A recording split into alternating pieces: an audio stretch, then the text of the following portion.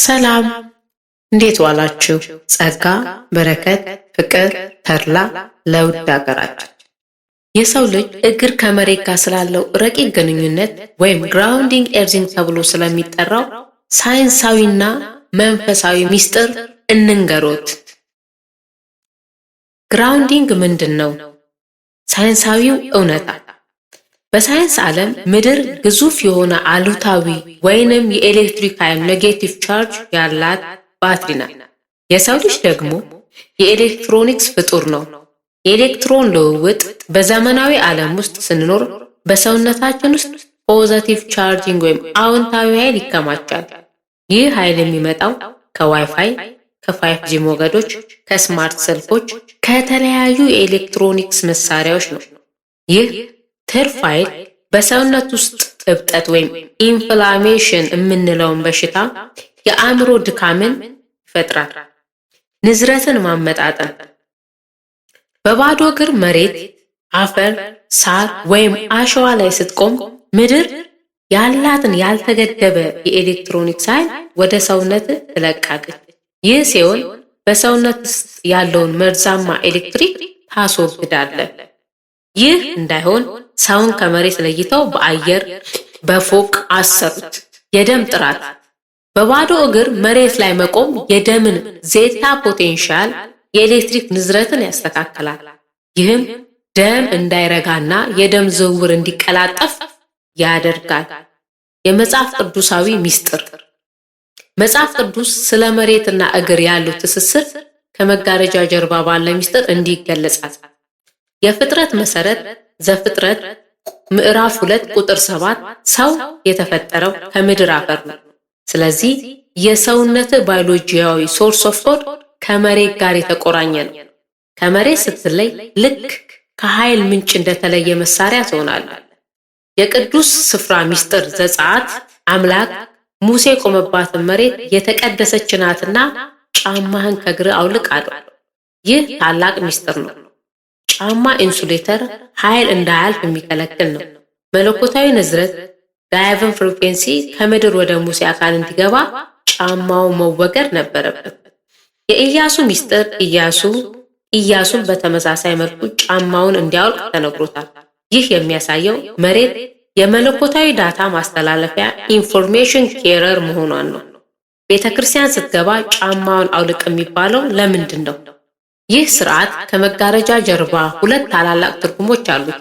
መንፈሳዊ ትርጉሙ ጫማ የዓለምን ቆሻሻ ኩራት ይወክላል።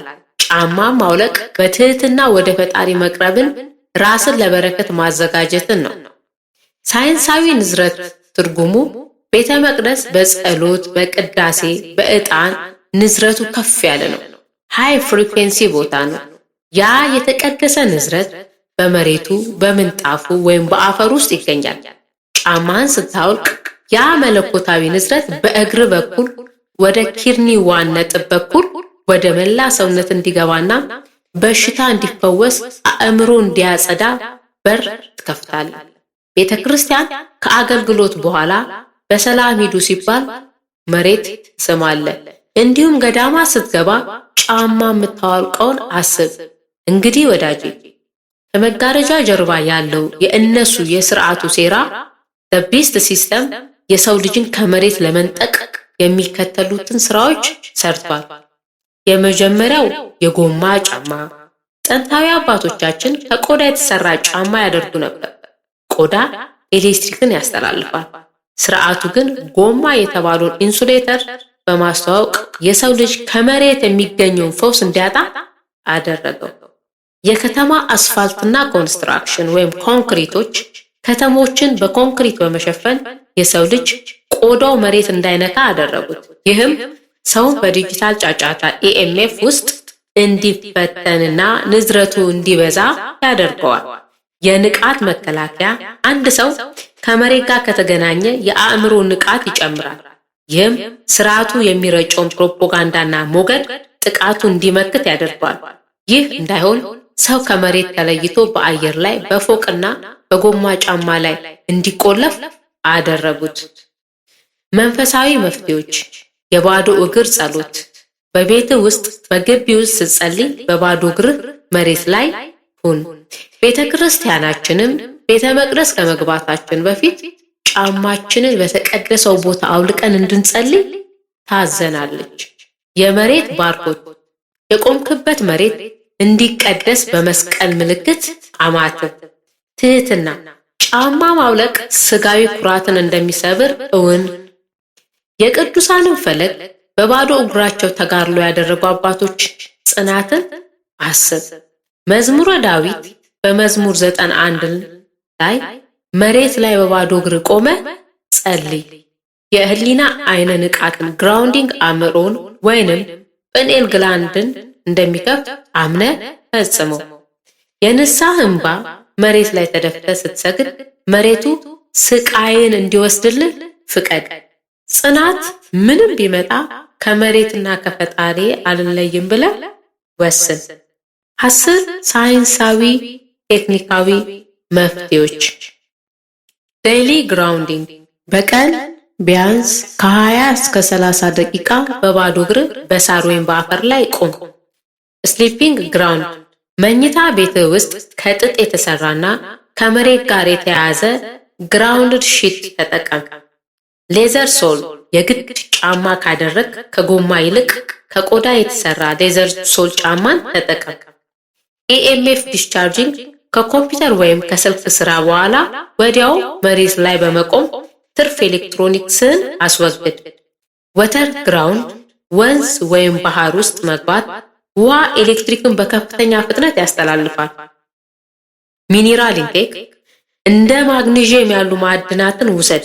ይህም ሰውነት ከመሬት የሚመጣውን ኤሌክትሮኒክስ እንዲቀበል ይረዳዋል።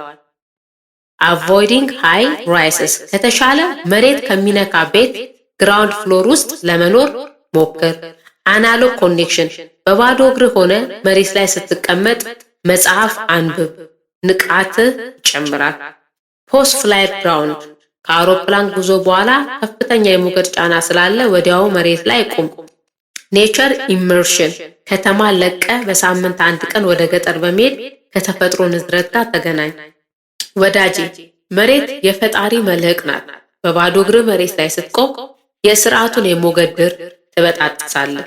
ከመለኮታዊ ዳታ ጋርም ትገናኛለህ። በቤተ ክርስቲያን ጫማ ማውለቅን ለዚህ ታላቅ ምስጢር መግቢያ በር ነው። መጋረጃው ተቀዷል። ነፃነትን ከእግር በታች ባለው መሬት ውስጥ ትገኛለች። በቀጣይ እንዴት ከስግደት ጋር እንደሚገናኝ በሰፊው እመጣለሁ። ሰላም ከነአንተ ጋር ይሁን።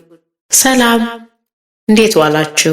ጸጋ፣ በረከት፣ ፍቅር፣ ተድላ ለውድ ሀገራችን። የሰው ልጅ እግር ከመሬት ጋር ስላለው ረቂቅ ግንኙነት ወይም ግራውንዲንግ ኤርዚንግ ተብሎ ስለሚጠራው ሳይንሳዊና መንፈሳዊ ሚስጥር እንንገሮት። ግራውንዲንግ ምንድን ነው?